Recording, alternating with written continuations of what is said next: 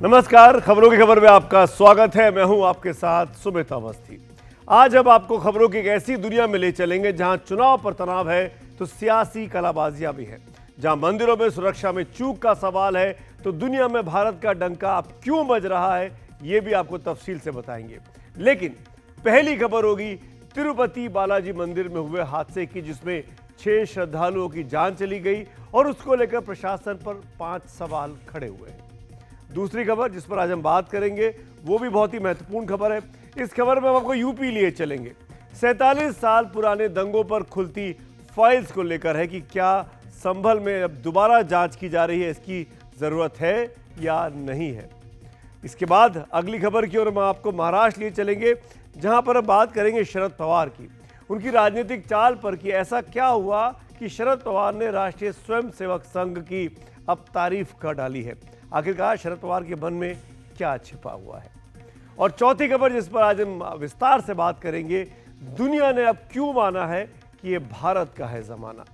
आखिर आर्थिक दुनिया में कैसे भारत के नाम का डंका बज रहा है, इस पर भी हम तफसील से बात करेंगे। लेकिन शुरुआत करना चाहूंगा खबरों की खबर की आज की सबसे बड़ी खबर से। तिरुपति बालाजी से करते हैं, जहां पर हर रोज लाखों श्रद्धालु दर्शन के लिए जाते हैं। उसमें भी अब सबसे पवित्र दर्शन का दौर शुरू होने वाला है, जिसके लिए कल हजारों श्रद्धालु टोकन के लिए लाइन में लगे थे, जब भगदड़ मची और 6 श्रद्धालुओं की उसमें जान चली गई। सरकार ने सहानुभूति जता दी, शोक जता दिया, मृतकों के परिजनों को 25-25 लाख रुपए के मुआवजे का भी ऐलान कर दिया। लेकिन उन 5 सवालों का जवाब बाकी है, जिनके कारण इतना बड़ा हादसा हुआ है।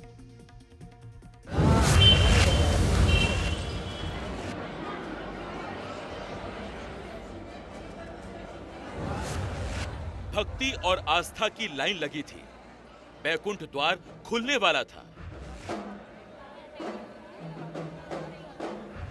भगवान वेंकटेश्वर के दर्शन होने ही वाले थे, लेकिन एक भगदड़ मची और सब कुछ तहस नहस हो गया।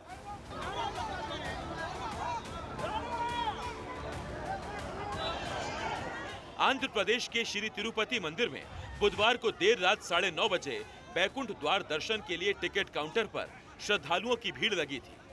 उस वक्त 4 से 5 हजार श्रद्धालु वहां मौजूद थे, लेकिन तभी भगदड़ मची और फिर जो कुछ हुआ वो नहीं होना चाहिए था।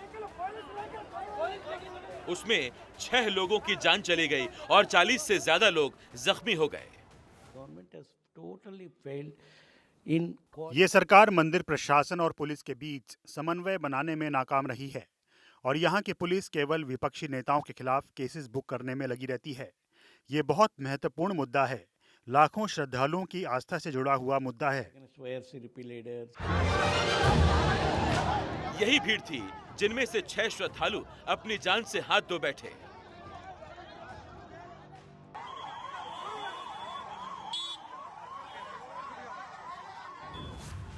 इनमें विशाखापट्टनम से 37 साल की लावण्या स्वाति, 35 साल की शांति, 47 साल की रजनी, नरसरावपेटा से 51 साल के बाबू नायडू, सलेम से 50 साल के मलिग्गा और पोल्लाची से 45 साल की निर्मला शामिल हैं। दरअसल शुक्रवार से 10 दिनों के लिए विशेष वैकुंठ द्वार दर्शनम शुरू होना था। इसके लिए टिकट बांटे जा रहे थे। मंदिर कमेटी ने 91 काउंटर खोले थे, लेकिन उसी दौरान लाइन में लगी एक महिला बेहोश हो गई। उस महिला को इलाज के लिए निकालने के लिए जिस गेट को खोला गया, उससे ही कुछ लोग अंदर घुसने लगे।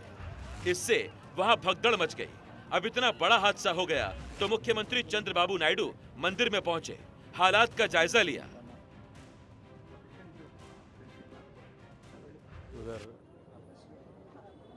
उस स्टैम्पेड में 6 डिवोटीज का डेथ हो गया और totally 40 pilgrims were admitted, were giving our best medical services to that affected devotees. But it is a very unfortunate incident, never happened in TTD history.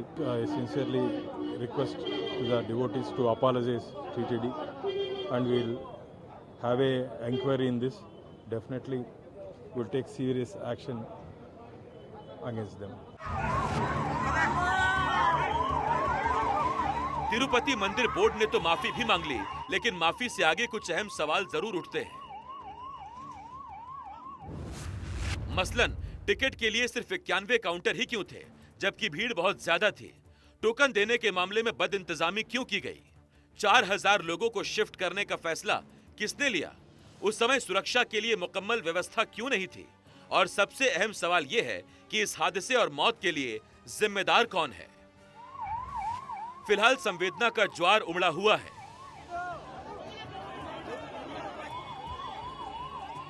दक्षिण भारत के इस प्रसिद्ध मंदिर में शायद ये पहली बार इस तरह की दुखद घटना हुई है।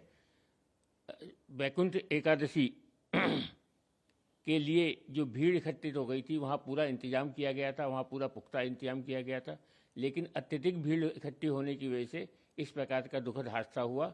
ये बहुत दुखद है, जिसके लिए हम खेद प्रकट करते हैं और ये उम्मीद करते हैं कि भविष्य में इस प्रकार की घटना न हो। ये बहुत ही दुखद और दुर्भाग्यपूर्ण हादसा है। मैं मांग करता हूं कि मृतकों के जो परिजन हैं उनके साथ सरकार खड़ी हो और जो भी उनके लिए कर सकते हैं अधिक से अधिक वो करें। तिरुपति बालाजी की पहचान दुनिया के सबसे प्रमुख और अमीर मंदिरों में होती है। पूरी दुनिया में इस पवित्र मंदिर की पवित्रता और दिव्यता की धाक है, लेकिन यहाँ पर ऐसे हादसे बताते हैं कि प्रशासनिक चुस्ती की सख्त जरूरत है। वैसे पवित्रता से याद आया कि कुछ समय पहले ही मंदिर में प्रसाद को लेकर जबरदस्त विवाद उठा था और अब इस हादसे ने नए सवाल खड़े कर दिए हैं। ये सवाल इसलिए भी गंभीर हैं कि अगले 10 दिनों में 7 लाख से ज्यादा श्रद्धालुओं के यहाँ आने की संभावना है, इसीलिए उनकी सुरक्षा का सवाल बेहद अहम हो जाता है। तिरुमला से उमा सुधीर की रिपोर्ट, एनडीटीवी इंडिया के लिए।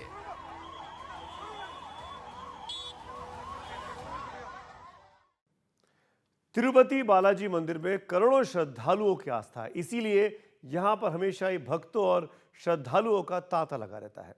अब हम आपको ग्राफिक्स के जरिए इस मंदिर की खासियत बताते हैं। हमने ये सेट ग्राफिक्स के जरिए तैयार किया है। ये मंदिर 11वीं सदी में बना था, यानी करीब 1000 साल पहले। ये मंदिर तिरुमला में शेषाचलम पर्वत पर स्थित है। इस मंदिर के देवता भगवान वेंकटेश्वर हैं। इस मंदिर को राजा तोंडमन ने बनवाया था, जबकि धर्मगुरु रामानुजाचार्य ने इसकी प्राण प्रतिष्ठा की थी। इस मंदिर की मान्यता इतनी प्रबल है कि माना जाता है सालाना 1 टन सोना दान यहाँ पर होता है। यहाँ दान से सालाना 1500 करोड़ रुपए मिलने का अनुमान लगाया गया है, जबकि मंदिर की सालाना कमाई 3000 करोड़ रुपए के आसपास आकी जाती है। यहाँ पर रोजाना 3 लाख लड्डू प्रसाद के रूप में बनते हैं। इस मंदिर की तमाम संपत्तियां 7100 एकड़ से ज्यादा जमीन पर फैली हैं। ये मंदिर इतना बड़ा है, इसका अंदाजा आप इस बात से लगा सकते हैं कि इसकी संपत्ति करीब 2.5 लाख करोड़ रुपए की है।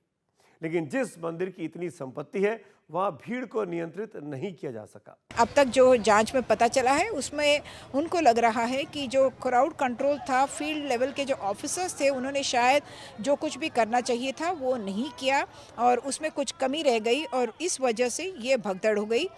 एक तो ये कि जब वो गेट खुला तो शायद अनाउंसमेंट होना चाहिए था कि सिर्फ एक महिला को बाहर लाने के लिए ये गेट खोली जा रही है, लेकिन वो जो होल्डिंग एरिया है उस एरिया को बंद वैसे तो किया जा चुका था, लेकिन लोग आगे निकल पड़े अपने टोकन लेने की उस ख्वाहिश में, और जब वो आगे गए, सब लोग एक साथ आगे निकल गए तो भगदड़ मच गई।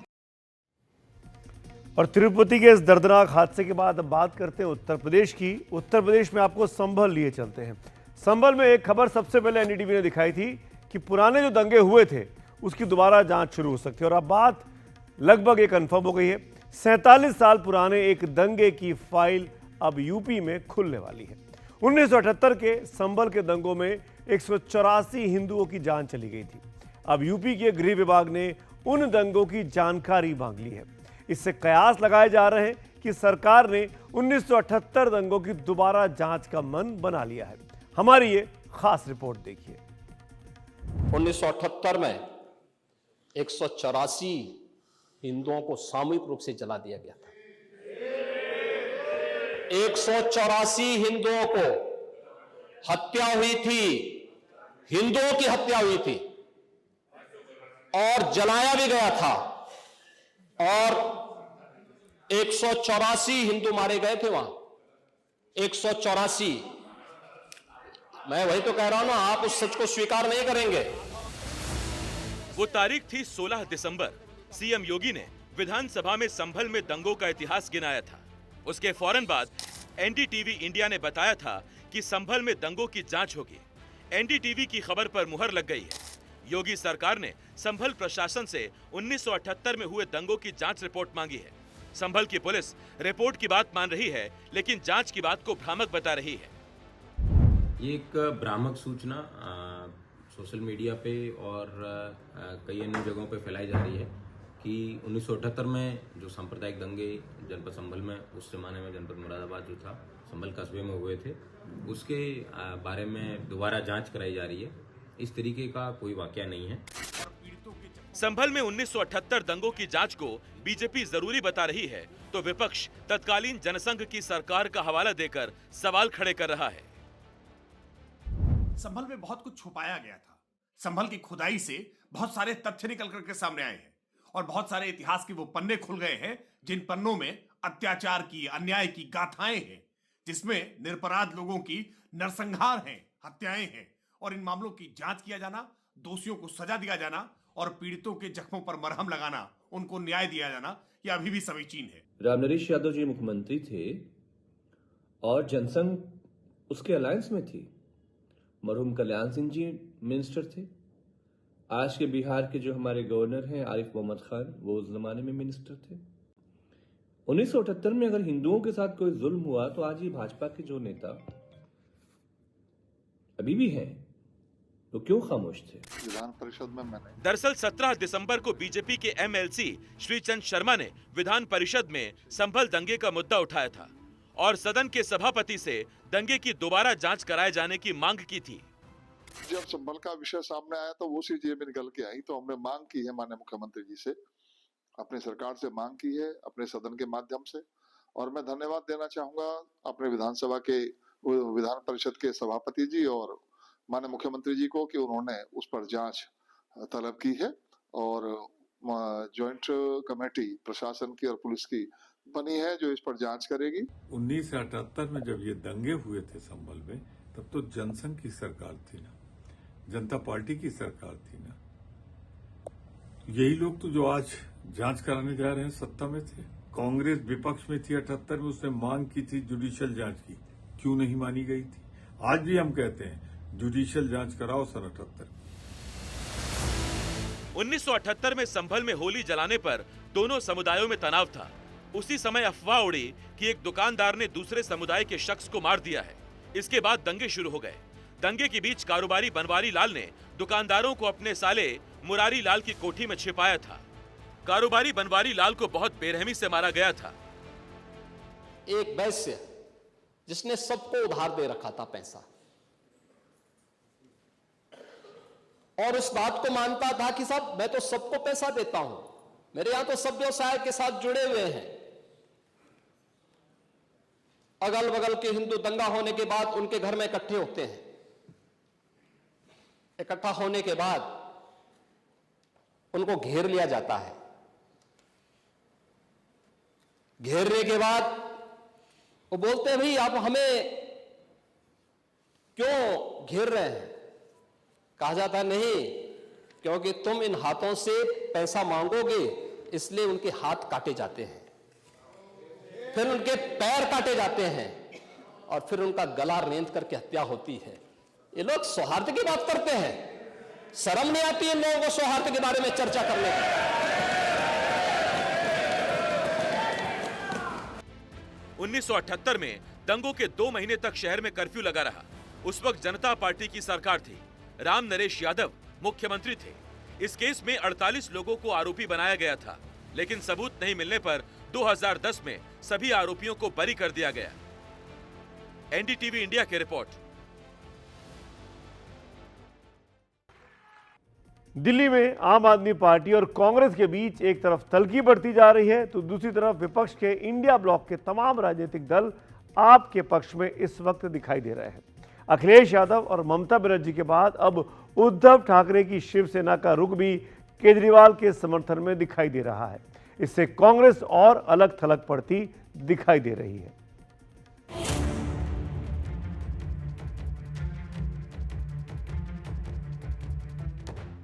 कहते हैं कि दिल मिले या ना मिले, हाथ मिलाते रहिए, लेकिन यहां तो अब हाथ मिलाने की सूरत भी नहीं बची।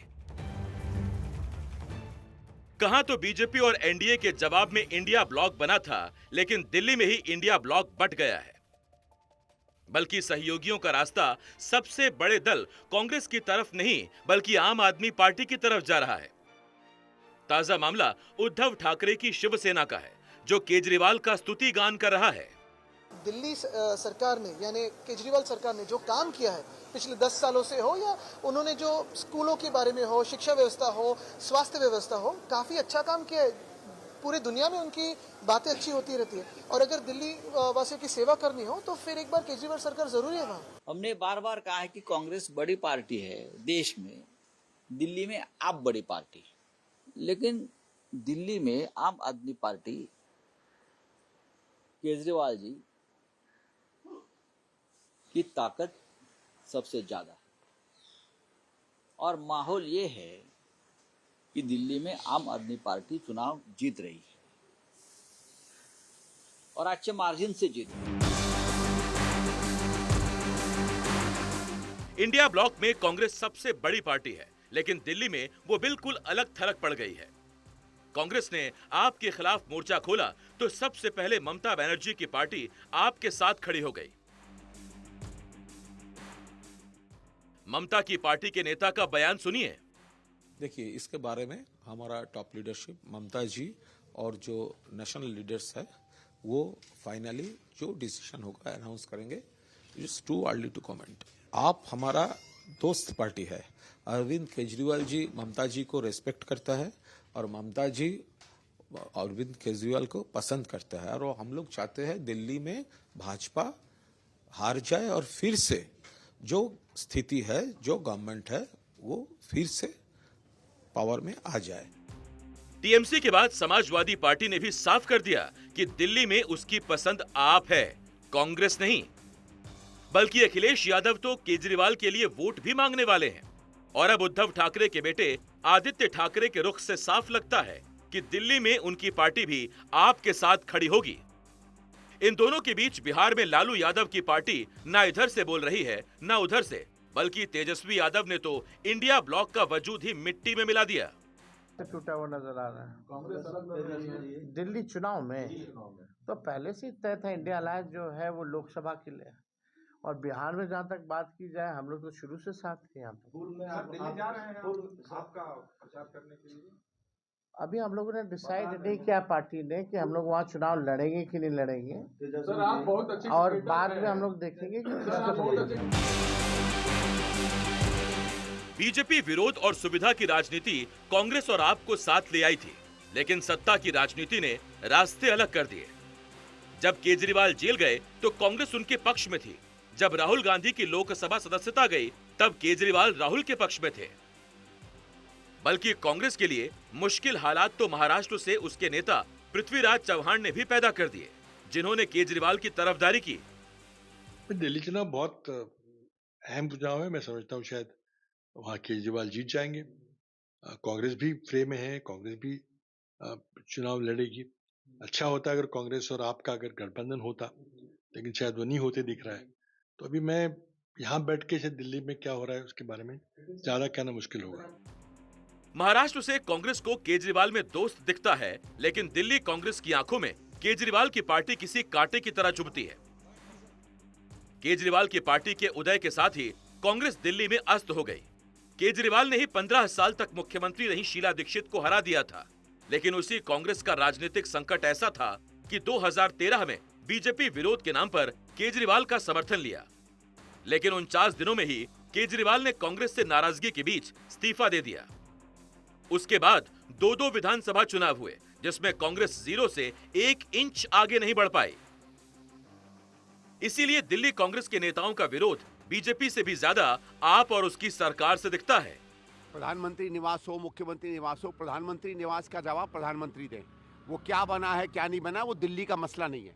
हमें तो दिल्ली के मुख्यमंत्री से सवाल है ना भाई, आपने कहा था कि आप घर पे नहीं रहोगे, आप बंगले में नहीं रहोगे। एक बार खुद मुझसे स्वयं केजरीवाल जी ने कहा था कि एक मुख्यमंत्री को केवल एक कमरे में रहना चाहिए। हम तो आपको सवाल उठाते हैं क्योंकि आपने ये 50 चीज़ें कही। आपने शीला दीक्षित जी पे सवाल उठाए कि उनके घर में 12 एसी है और आपने खुद अपने यहाँ 50-50, 60-60 लगा लिए।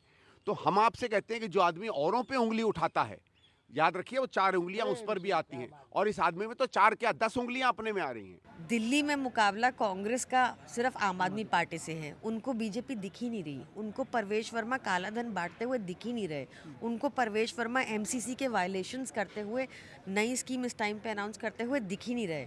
उनको दिख ही नहीं रहा कि कैसे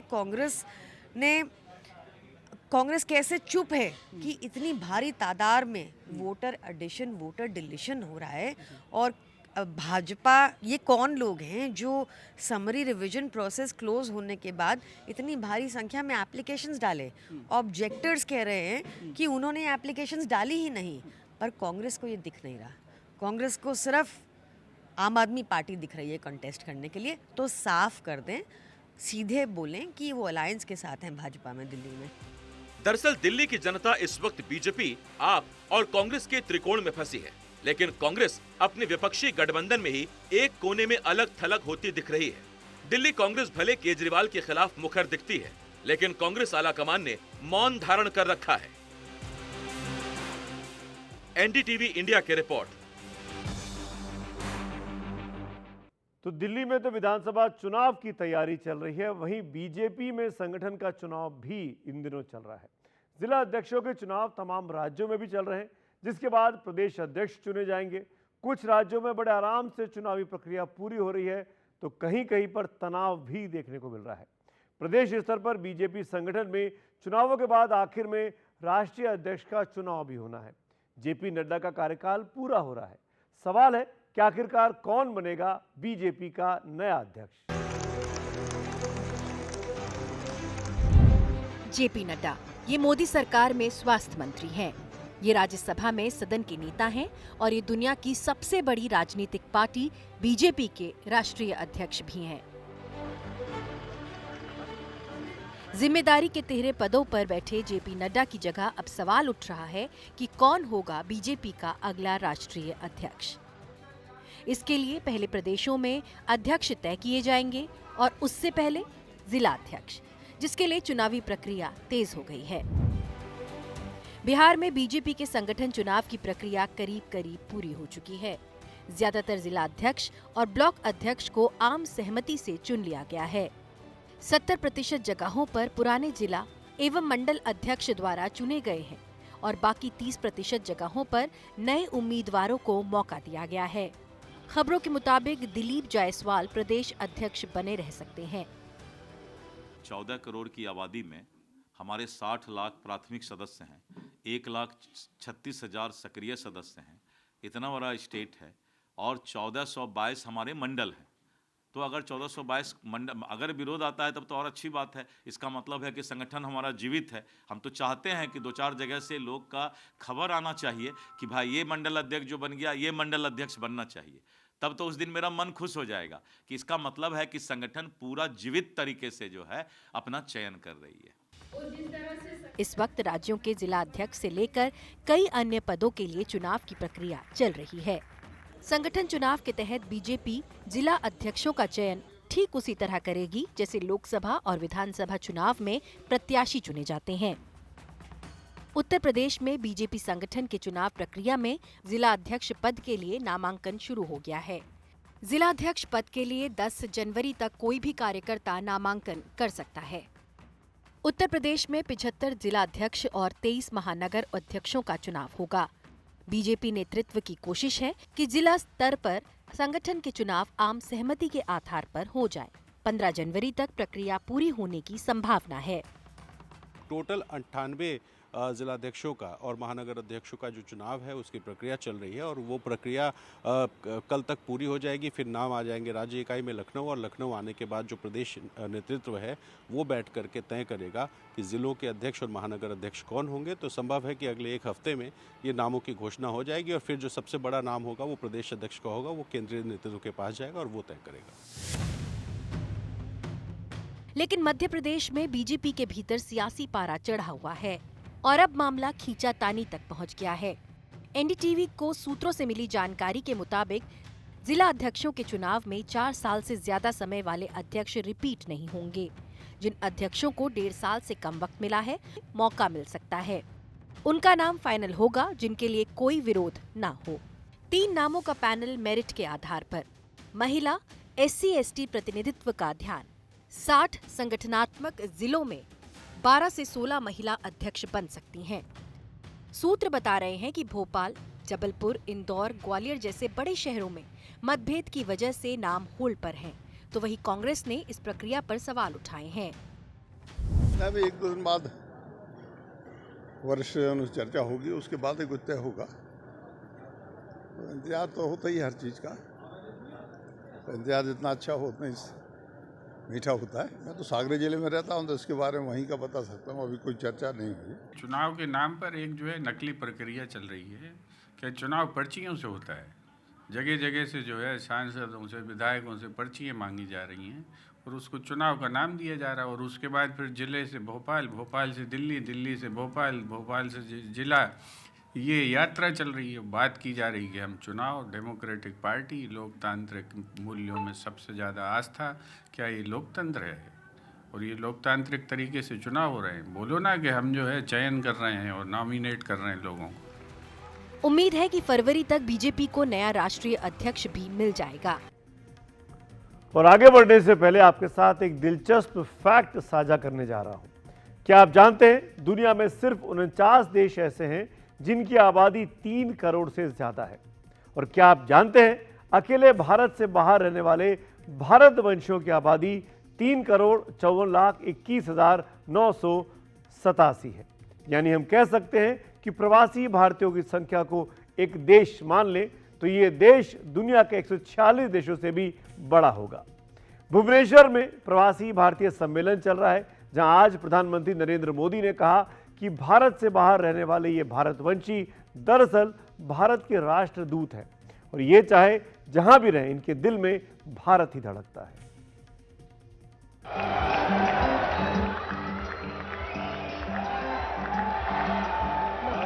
आओ जी मेरे देश मेरे गांव, मेरी धूप मेरी छांव से मिलाऊं। आओ जी मेरे देश मेरे गांव, मेरी धूप मेरी छांव से मिलाऊं। आओ जी मेरे देश मेरे गांव, मेरी धूप मेरी छांव से मिलाऊं। अभी प्रारंभ में जो स्वागत गान हुआ,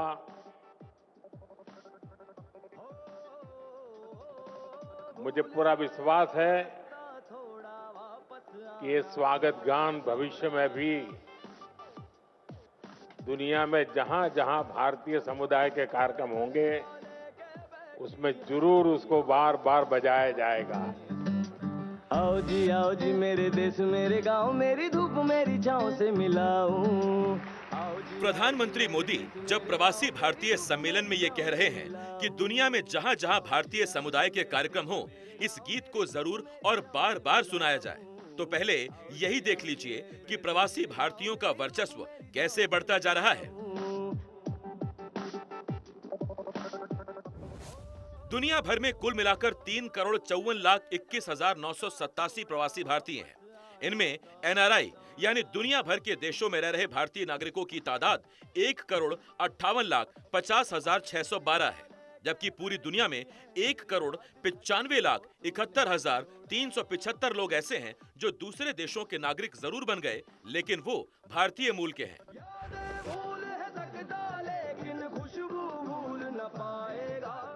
आगे हम आपको विस्तार से बताएंगे कि विदेश में रहने वाले भारतवासियों का कैसे पूरी दुनिया में डंका बज रहा है। लेकिन पहले ये सुनिए कि प्रवासी भारतीयों के बीच प्रधानमंत्री ने ऐसा क्या कहा कि भुवनेश्वर में चल रहे सम्मेलन में तालियां गूंजने लगी।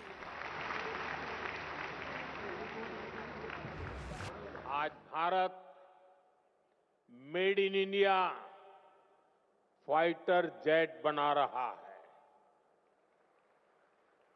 ट्रांसपोर्ट एयरक्राफ्ट बना रहा है, और वो दिन भी दूर नहीं जब आप किसी मेड इन इंडिया प्लेन से ही प्रवासी भारतीय दिवस मनाने भारत आएंगे।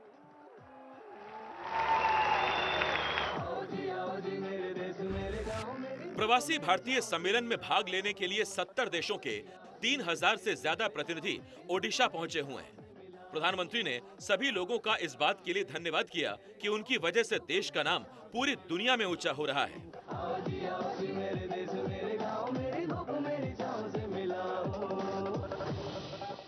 जब तलवार के जोर पर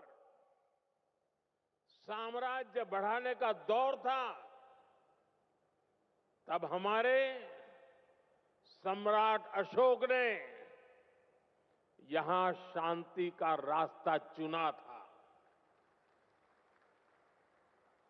हमारी इस विरासत का ये वही बल है जिसकी प्रेरणा से आज भारत दुनिया को कह पाता है कि भविष्य युद्ध में नहीं है, बुद्ध में है। भारतीय डायस्पोरा को भारत का राष्ट्रदूत माना है। मुझे बहुत खुशी होती है जब पूरी दुनिया में आप सभी साथियों से मिलता हूं, आपसे ये बातचीत करता हूं। जो प्यार मुझे मिलता है वो मैं भूल नहीं सकता। आपका वो स्नेह, वो आशीर्वाद हमेशा मेरे साथ रहता है।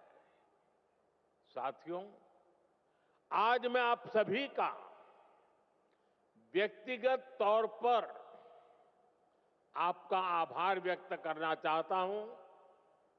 आपको थैंक यू भी बोलना चाहता हूं। थैंक यू इसलिए क्योंकि आपकी वजह से मुझे दुनिया में गर्व से सिर ऊंचा रखने का मौका मिलता है। आओ जी मेरे देश मेरे गांव, मेरी धूप मेरी छांव से मिलाऊं।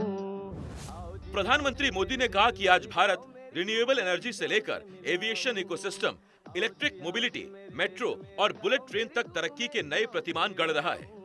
और जब भारत बढ़ रहा है तो इसमें प्रवासी भारतीय भी उतने ही खुश हो रहे हैं जितने भारत में रहने वाले लोग। पीएम ने खास तौर पर यह बात कही कि पिछले 10 वर्षों में वो जहां भी गए, हर देश के लीडर वहां रहने वाले भारतीयों की खूब तारीफ करते हैं। और इसकी वजह यह है कि भारत के लोग जहां भी जाते हैं वहां के समाज में हर तरह से योगदान करते हैं।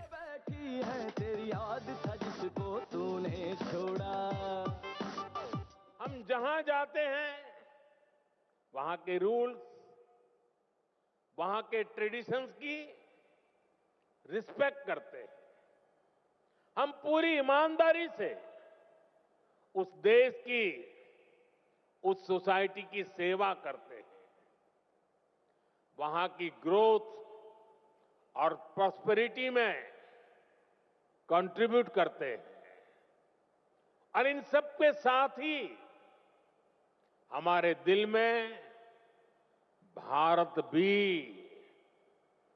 धड़कता रहता है। हम भारत की हर खुशी के साथ खुश होते हैं। भारत की हर उपलब्धि के साथ उत्सव मनाते हैं। भारत का चंद्रयान शिव शक्ति पॉइंट पर पहुंचता है तो हम सबको गर्व होता है। आज जब दुनिया डिजिटल इंडिया की ताकत देखकर हैरान होती है हम सबको गर्व होता है। आज भारत का हर सेक्टर आसमान की ऊंचाई छूने के लिए आगे बढ़ रहा है। भूल है सकता लेकिन खुशबू भूल न पाएगा। वर्ष 2003 में पूर्व प्रधानमंत्री अटल बिहारी वाजपेयी ने प्रवासी भारतीय सम्मेलन की शुरुआत की थी। महात्मा गांधी 1915 में 9 जनवरी के ही दिन दक्षिण अफ्रीका से भारत लौटे थे। प्रवासी भारतीयों को एक मंच पर इकट्ठा करने का दिन उसी घटना से प्रेरित है। आओ जी मेरे देश मेरे गांव मेरी धूप मेरी छांव से मिलाओ। आओ जी मेरे देश मेरे गांव मेरी धूप मेरी छांव से मिलाओ।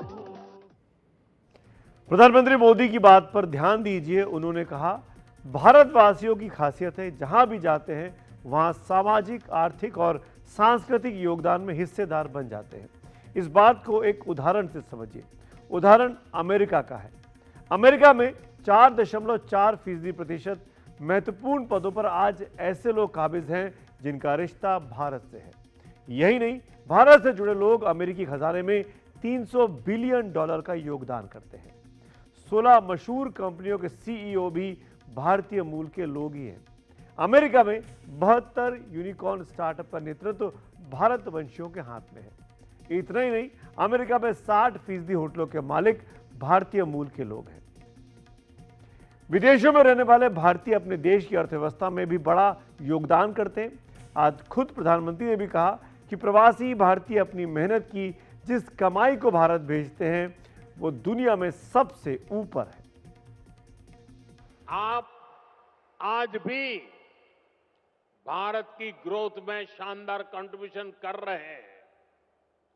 आपके हार्डवर्क के चलते ही आज भारत रेमिटेंस के मामले में दुनिया में नंबर 1 हो गया है। अब हमें इससे भी आगे सोचना है। आप भारत के साथ साथ दूसरे देशों में इन्वेस्ट करते हैं। आइए आपको अब आंकड़ों के जरिए समझाने की कोशिश करते हैं आखिरकार रेमिटेंस के जरिए कितना ज़्यादा फायदा भारत के खजाने को होता है जब भारतवंशी वहाँ से पैसा भेजते हैं।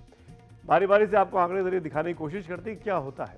2014 में $70.4 बिलियन रुपए प्रवासी भारतीयों ने भेजे। 2015 में 68.9 बिलियन डॉलर, 2016 में 62.7 बिलियन डॉलर, 2017 में 69 बिलियन डॉलर, 2018 में 78.8 बिलियन डॉलर भारत भेजे गए। 2019 में आंकड़ा बढ़कर 83.3 बिलियन डॉलर तक पहुंचा। 2020 में 83.1 बिलियन डॉलर, 2021 में ये बढ़कर 89.4 बिलियन डॉलर पहुंचा।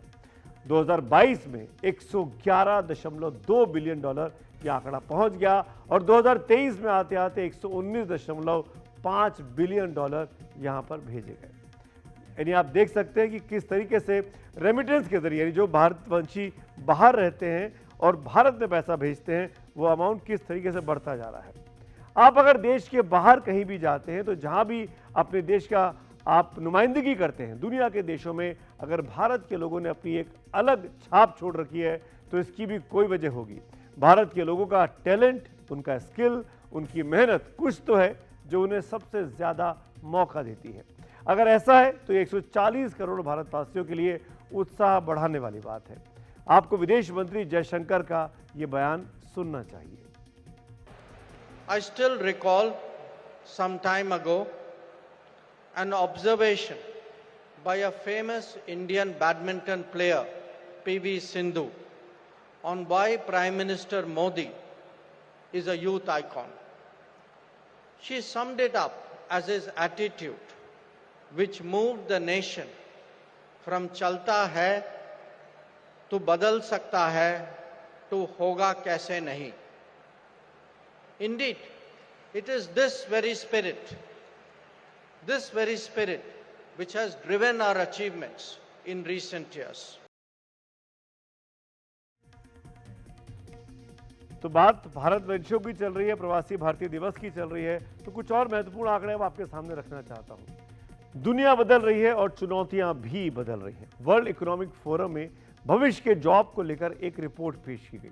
उसमें भारत को लेकर कई दिलचस्प बातें सामने आई। पहले आपको दिखाते हैं रिपोर्ट क्या कहती है।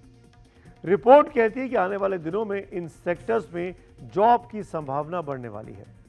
Big data specialist, fintech engineers, artificial intelligence software और application developer, security management specialist और ग्रीन टेक्नोलॉजी। रोजगार के नए अवसर तो बन रहे हैं, लेकिन भारत का यूथ इसके लिए कितना तैयार है, पहले आपको सुनाते हैं प्रधानमंत्री मोदी का क्या कहना है।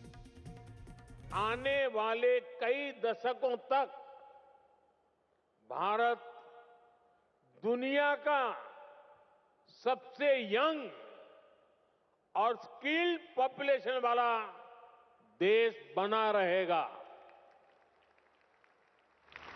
ये भारत ही है जहां से दुनिया की एक बड़ी स्किल डिमांड पूरी होगी। आपने देखा होगा दुनिया के अनेक देश अब भारत के स्किल यूथ का दोनों हाथों से स्वागत कर रहे हैं। ऐसे में भारत सरकार का भी प्रयास है कि कोई भी भारतीय विदेश जाए तो वो बेहतरीन स्किल के साथ ही जाए। इसलिए हम अपने यूथ की लगातार स्किलिंग, रीस्किलिंग और अपस्किलिंग कर रहे हैं।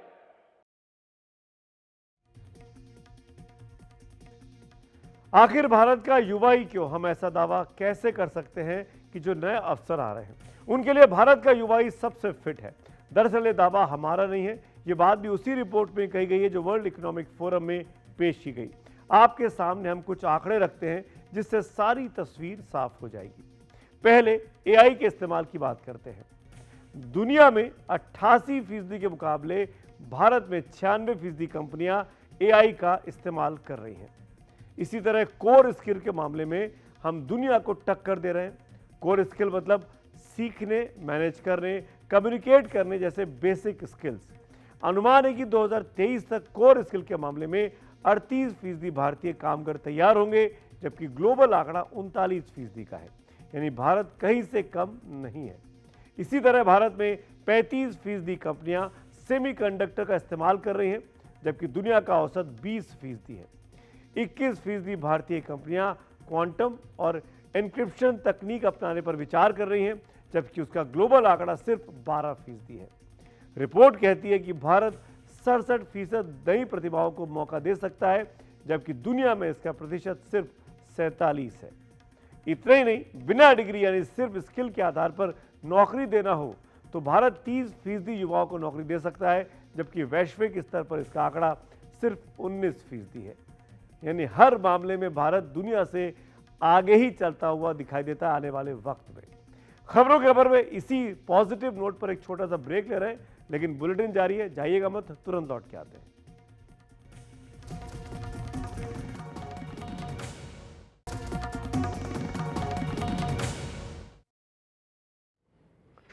और अब आपको अमेरिका लिए चलते हैं। अमेरिका में लॉस एंजलिस के कई इलाकों में लगी आग से हॉलीवुड के कई सितारों के बंगले राख हो गए हैं। इन सितारों समेत 1 लाख से ज्यादा लोग अपने घर बार छोड़कर सुरक्षित जगहों पर चले गए हैं। लॉस एंजलिस के पैसिफिक पैलिसाड्स इलाके में धू धू कर जल रही इमारतों की आग सड़क के उस पार से नजर आ रही है। इटॉन और पैलिसाड्स की आग से तकरीबन 2000 इमारतों को नुकसान पहुंचा है। बड़ी संख्या में फायर ब्रिगेड कर्मचारी आग बुझाने के काम में कई दिनों से लगे हैं, लेकिन बहुत कम कामयाबी उनको मिल पाई है।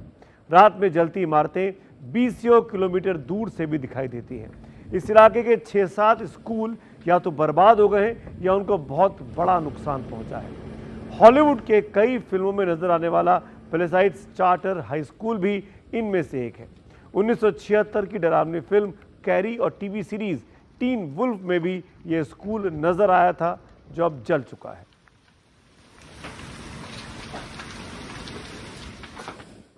तो आज खबरों की खबर में मेरे साथ इतना ही। शुभ रात्रि।